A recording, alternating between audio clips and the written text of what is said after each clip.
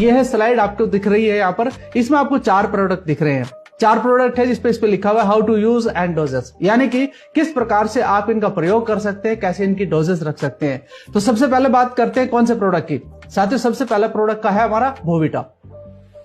अगर आप देखते हैं बोविटा के बारे में तो ये एक ऐसा गोल्डन पीस है हमारी कैटेगरी का कि आज इसका इस्तेमाल बहुत ज्यादा हो रहा है, यानी कि हर जगह जितने भी हमारे डिस्ट्रीब्यूटर हैं वो आज इस प्रोडक्ट का इस्तेमाल कर रहे हैं। तो कुछ इसके बारे में सीखते हैं, बोविटा को कैसे इस्तेमाल किया जाता है। साथियों ये प्रोडक्ट मिट्टी के अंदर नमी को बना रखता है। अब बात करते हैं कि सर ये बनता कैसे है। आपने देखा होगा अक्सर कि गोबर का खाद इस्तेमाल करते हैं बहुत सारे किसान, आज तो बहुत कम हो गया क्योंकि पशु उतने ज्यादा रहे नहीं है। तो अब क्या कर रहे हैं, कुछ ना कुछ वो डीएपी वगैरह डालते हैं, यूरिया डालते हैं। लेकिन अगर मैं आज बात करूं, अगर आप ऑर्गेनिक इस्तेमाल करना चाहते हैं, ऑर्गेनिक फसल पैदा करना चाहते हैं, ऑर्गेनिक फसलों को आप यूज करना चाहते हैं जो बीमारियों को बिल्कुल खत्म कर सकती है, तो साथियों उसमें एक प्रोडक्ट का नाम है जिसका नाम है बोविटा, जो कि हमारी संस्था का एक प्रोडक्ट है। और इस प्रोडक्ट के बारे में क्यों बता रहा हूं, क्योंकि जो आपने देखा होगा अक्सर पत्ते गिर जाते हैं, बहुत सारे पत्ते गिरते हैं ना पेड़ से, तो उनको इकट्ठा किया जाता है, सुखाया जाता है, फिर इनका रस निकाला जाता है, उसके बाद कहीं जाकर ये प्रोडक्ट आपका तैयार होता है।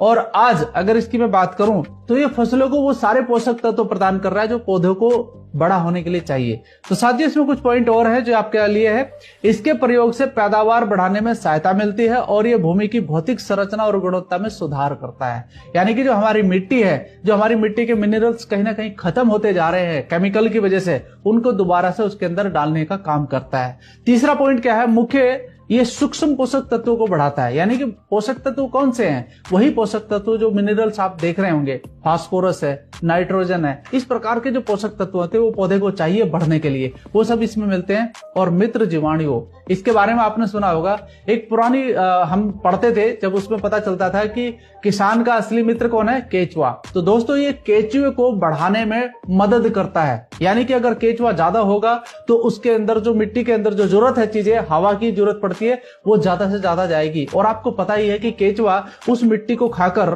फिर निकालता है तो वो खाद का भी एक निर्माण का रूप करता है। तो दोस्तों यहाँ पर मेरा बताने का सिर्फ मकसद ये है कि आपको उन मित्र जीवाणुओं की संख्या को बढ़ाता है, साथ ही साथ जो आपकी मिट्टी है उसका पीएच लेवल भी बढ़ाता है।